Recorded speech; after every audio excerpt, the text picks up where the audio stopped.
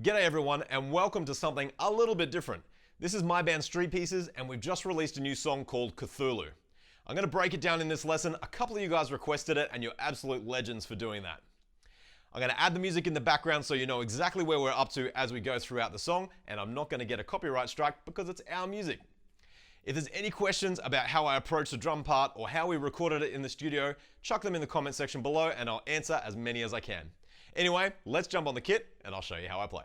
Here's the intro to start us off.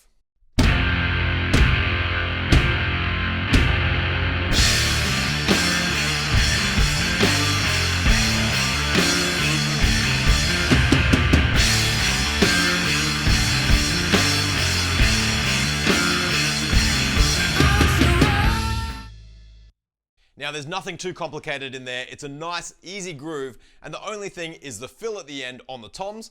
I'm using the second rack tom and the floor tom. In the recording I actually had a 16-inch and an 18-inch floor tom, which was massive, and that's why the drums sound absolutely huge. But to capture it on this kit, I'm just going to use the 12 and the 16 just to get a big sound.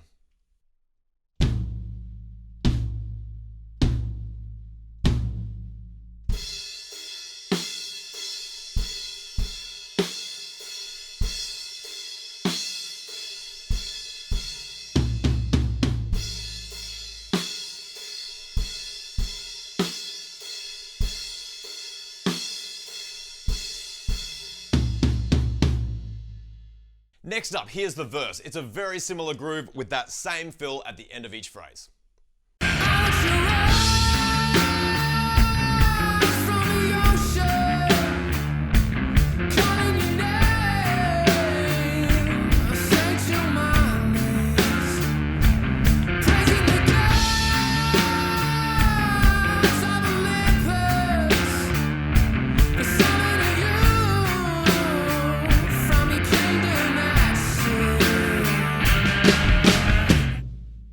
The only little tricky bit in that verse is the fill right at the end, so let me break that down for you slowly.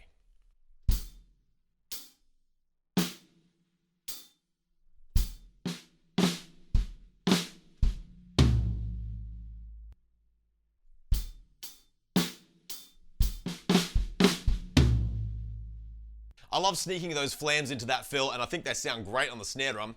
The sticking that I use is left with an upstroke into a left-handed flam and then kick another flam and then onto the toms. I just like the left-handed flam, it's kind of what I'm more used to, but you could definitely do the same thing with your right hand if that's what you're used to. Moving on, we are straight into a chorus and it goes just like this.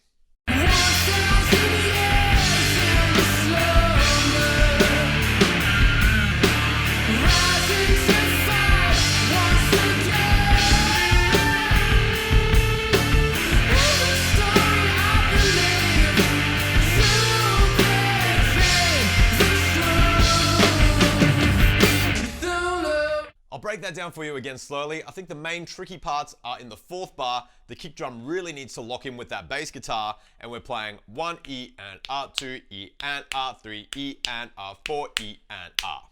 So it's kind of groups of 3 where you're playing the first 2 notes out of those groups of 3 in 16th notes. And then the fill at the end, if you haven't done that sort of thing before, might be a little bit challenging, so I'll take that slow and break it down too.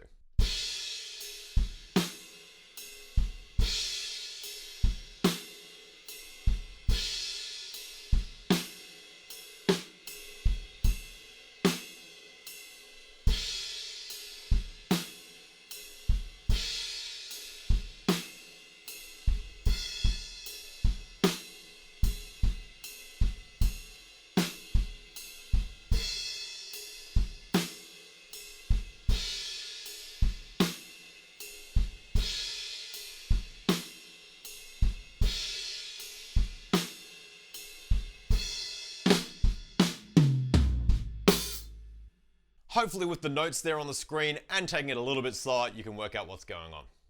Moving on, we have another riff section just after this chorus. I'll play it for you now.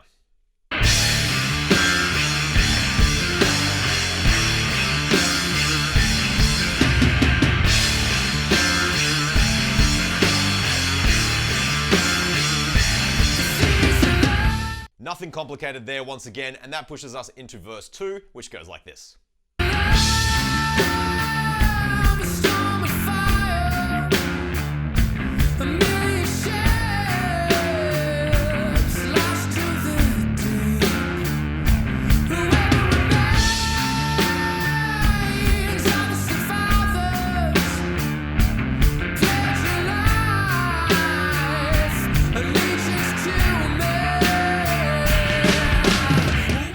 once again, it's just the fill at the end of that verse that might be a little bit tricky, so I'll take that slowly.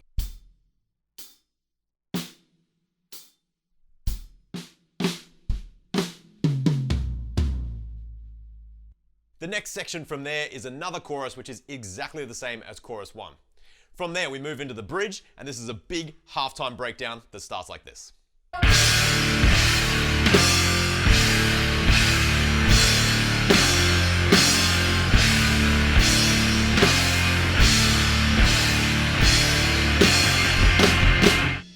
Here's the fill at the end of that section one more time.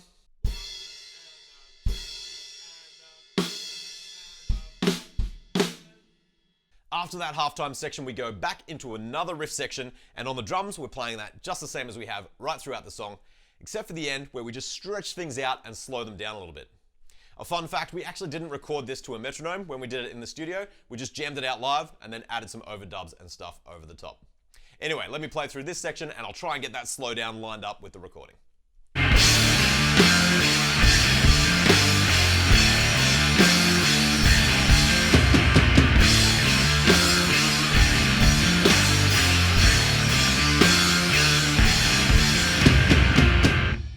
There's a bit of space after we've slowed things down, and then we come back in with some whole band hits. We're playing them down on the floor tom, and it's the kick drum that leads us in.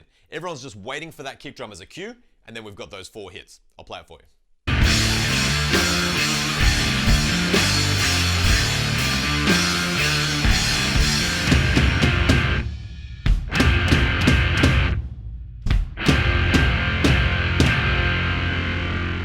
There's a drum fill that brings us into the next section, so I'll break that down for you slowly.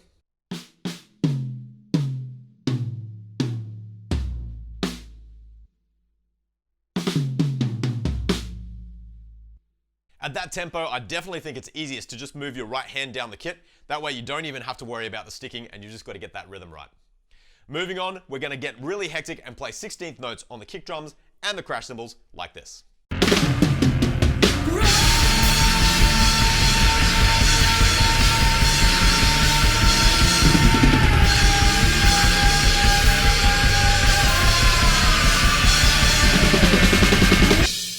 Those crossovers are a really simple but effective trick. Just move that right hand over to the left side and then back again every now and again.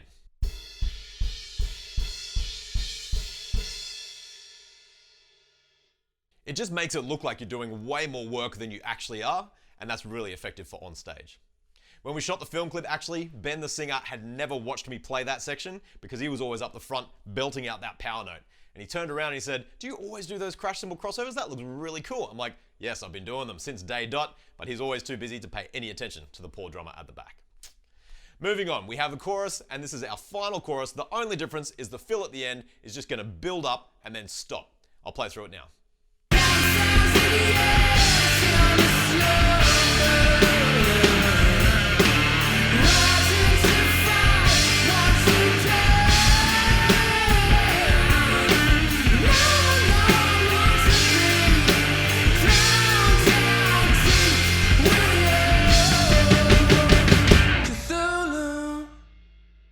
And there we go, that is the end of Cthulhu by Street Pieces. If you've made it this far, thank you very much for indulging me and letting me show you how I approach my drum parts when I'm playing with my band.